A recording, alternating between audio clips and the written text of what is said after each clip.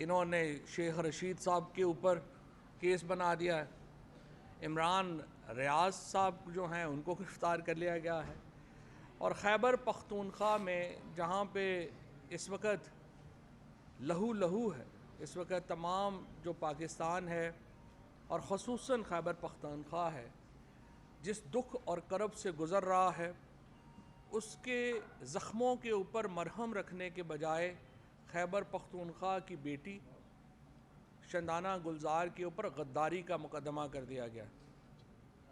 مجھے سمجھ نہیں آ رہی کیا تھاٹ پروسیس ہے، یہ معاملہ کیسے چل رہا ہے، اور کون عقل مند یہ مشورے دے رہا ہے جب پاکستان کو ضرورت ہے کہ نفرتیں کم ہوں، جب پاکستان کو ضرورت ہے کہ معاملات میں ایک ٹھہراؤ آئے، اس وقت پاکستان کو ڈی سٹیبلائز کیا جا رہا ہے۔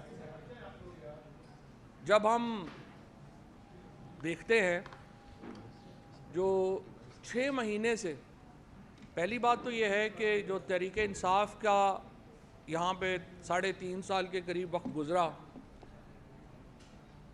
ہم نے دہشت گردی کے اوپر بہت ہی احسن طریقے سے قابو پایا۔ پاکستان میں ایک دھماکہ نہیں ہوا قابل ذکر جس کے اوپر جس سے کوئی اس ریجن ہل گئی ہو، اور میں آپ کو یہاں پہ یہ بھی بتانا چاہتا ہوں کہ یہ وہ دور تھا جب افغانستان کے اندر ایک بہت بڑی تبدیلی آ رہی تھی۔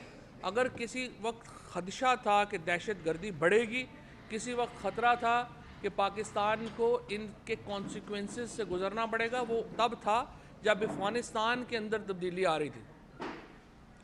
لیکن ہم نے، عمران خان نے اس وقت افغانستان کے ساتھ ایک بہت ہی احسن طریقے سے معاملہ ڈیل کیا۔ ہم نے امریکہ کے ساتھ معاملہ ڈیل کیا۔ 3 لاکھ سے زیادہ جو ویسٹرنرز ہیں، مغرب کے لوگ تھے، جس میں امریکہ کے لوگ شامل ہیں، برطانیہ کے لوگ شامل ہیں، نیٹو کے ممالک کے لوگ شامل ہیں، افغان طالبان نے پاکستان کی درخواست کے اوپر ان کو افغانستان سے باہر نکلنے میں مدد کی۔ خود میری وزارت نے انفارمیشن جب اس وقت میرے پاس تھی، میری وزارت نے New York Times, Wall Street Journal, Reuters, B B C, ان تمام کے جو جرنلسٹ وہاں پہ کام کر رہے تھے ان کو ہم نے افغانستان سے نکالا۔ اس قسم کے ہمارے ریلیشن شپ تھے افغان طالبان کے ساتھ، اور ہم نے جب حکومت کو، اور اس وقت بعد میں جو بھی معاملہ ہوا، دیکھیں یہ فیصلے، مجھے بڑا افسوس ہے آج ہم یہ کہہ رہے ہیں کہ فلانے نے یہ کر دیا، فلانے نے یہ کر دیا، انسٹیٹیوشن کے فیصلے تھے، پاکستان کے اداروں کے، پاکستان کی حکومت کے فیصلے تھے۔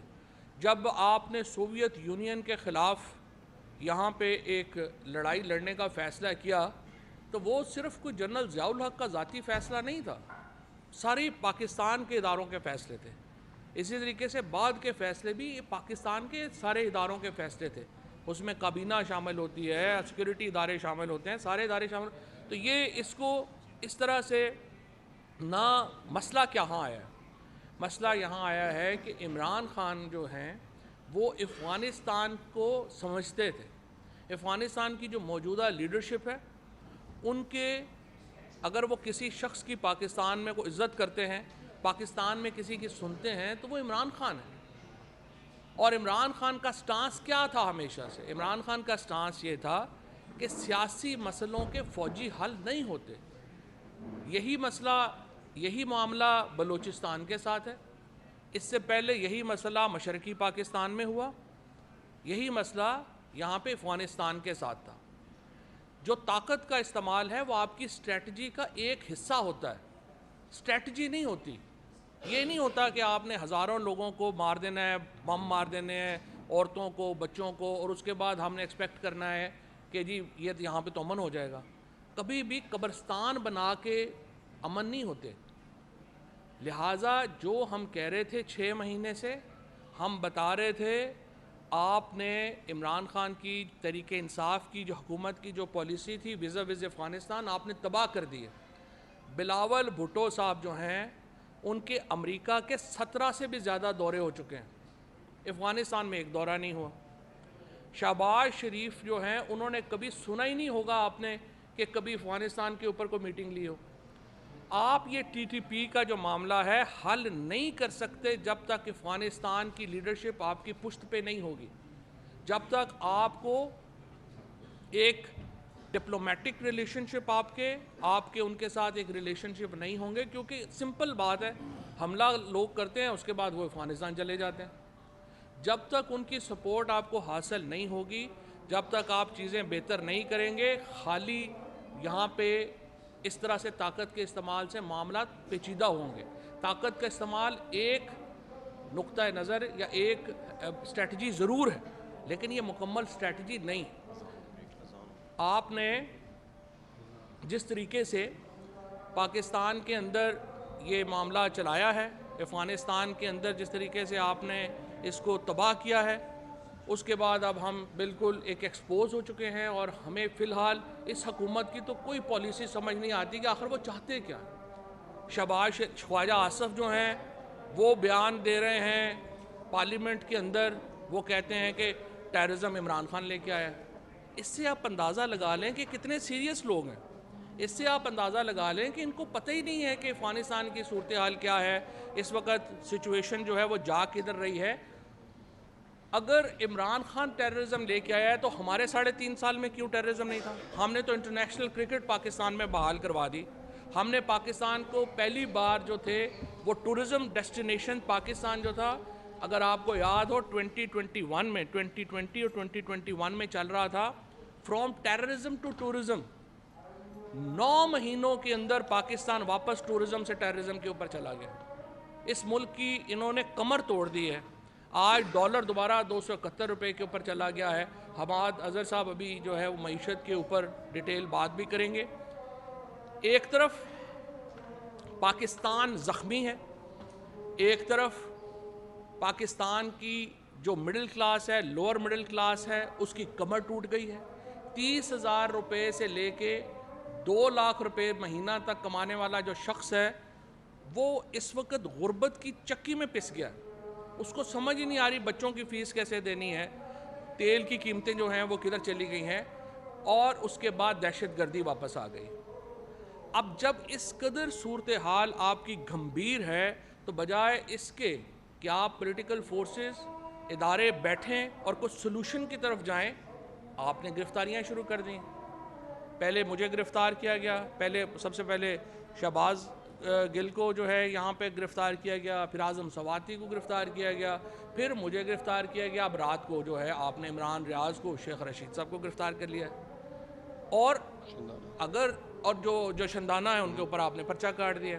اب آپ مجھے بتائیں پاکستان جو ہے وہ اس وقت اس تقسیم کا متحمل ہو سکتا ہے؟ ہرگز. اس چیز سے تو جو آپ کی ایک نئے اوفینسز جو ہیں وہ کریٹ کیے جا رہے ہیں. پہلے جناب اپنا وہ تھا کہ توہین حکومت ایک غداری ہے, پھر پتہ چلا جی توہین الیکشن کمیشن بھی غداری ہے, پھر توہین جو جنرل صاحبان ہیں وہ بھی غداری ہے, پھر جی توہین فلانا بھی جو ہے وہ غداری ہے. اگر پورا ملک غدار ہے, میں نے کل بھی یہ سوال رکھا تھا کہ اگر جہلم کا ایم این اے اور میاں والی کا ایم این اے غدار ہے تو پھر مجھے بتائیں پاکستان کا وفادار یہاں پہ کون ہے؟ اگر سب سے زیادہ لوگ جو اس وقت فوج کے اندر جو شہادتیں ہوتی ہیں وہ تو میرے لوگوں کی ہوتی ہیں.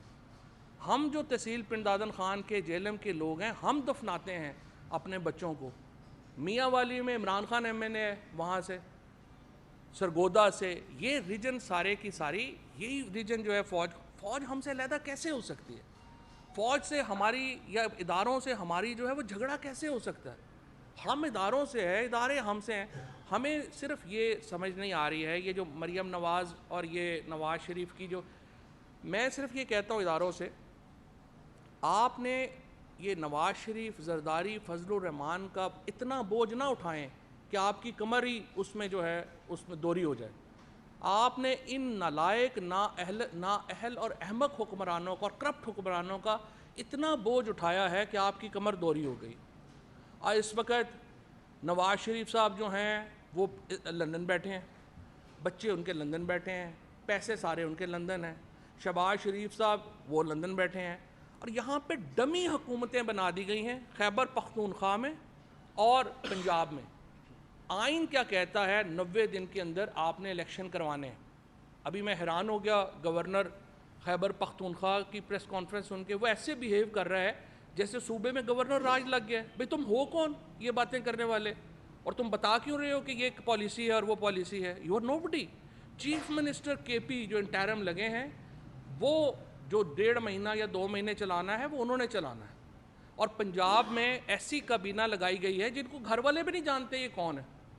جو لوگ گھر سے اپنے محلے سے کونسلر الیکٹ نہیں ہو سکتا وہ وزیر اعلیٰ ہے, اور وہ چاہتا یہ ہے کہ میرا اقتدار ہی ختم نہ ہو.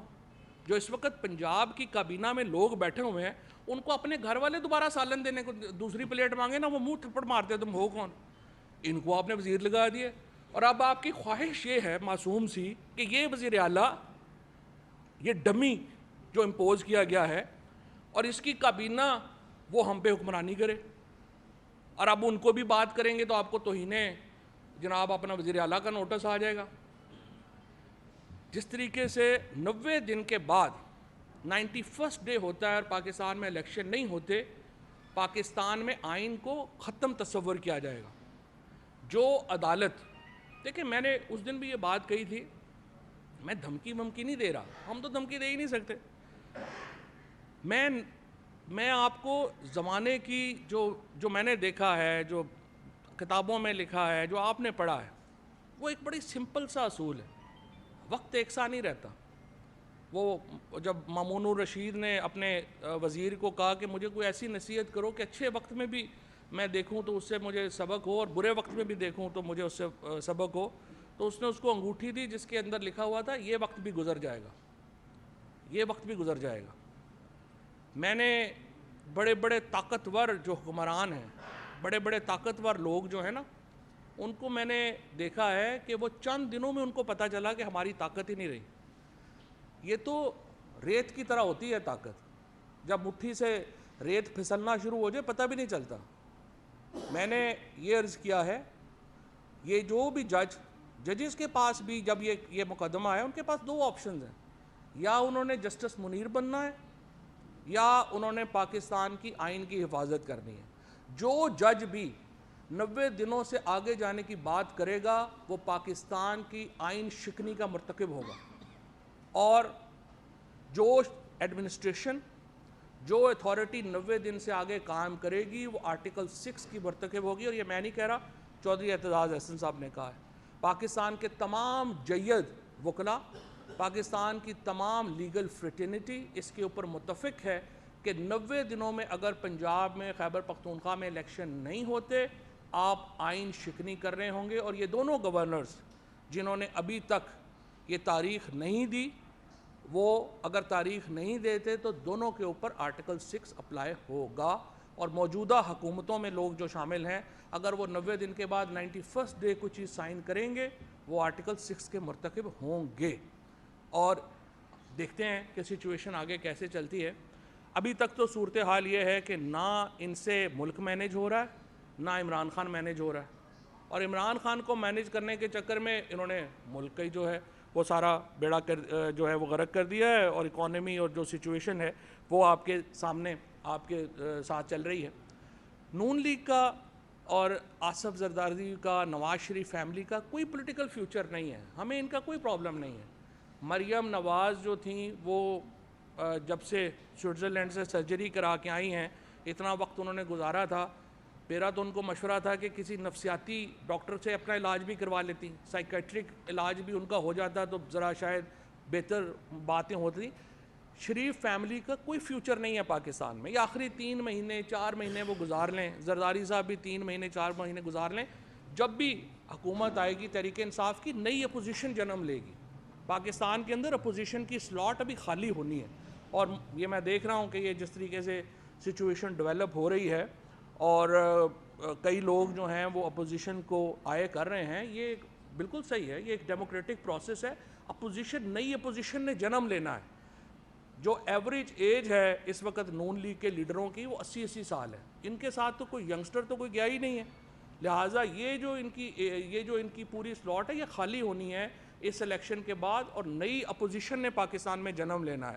یہ لوگ جو ہیں یہ آخری اپنا جو ہے وہ آپ سمجھیے سال سیاست میں گزار رہے ہیں، اور یہ کتنی دیر گزار سکتے ہیں یہ ہم دیکھ لیں گے۔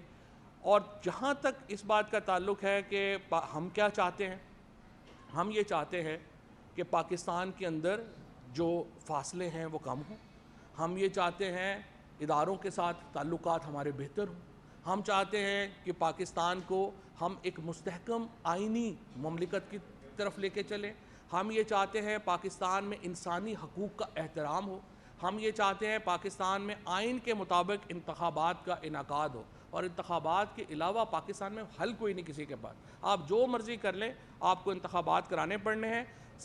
فرق صرف یہ ہے کہ آپ نے یہ دیکھنا ہے آپ نے زیادہ نقصان کر کے الیکشن کروانے ہیں، آپ نے کم نقصان کر کے الیکشن کروانے ہیں، آپ کو الیکشن جو ہیں وہ باہر صورت کروانے پڑیں گے۔ حماد اظہر صاحب سے میں ریکویسٹ کروں گا کہ آپ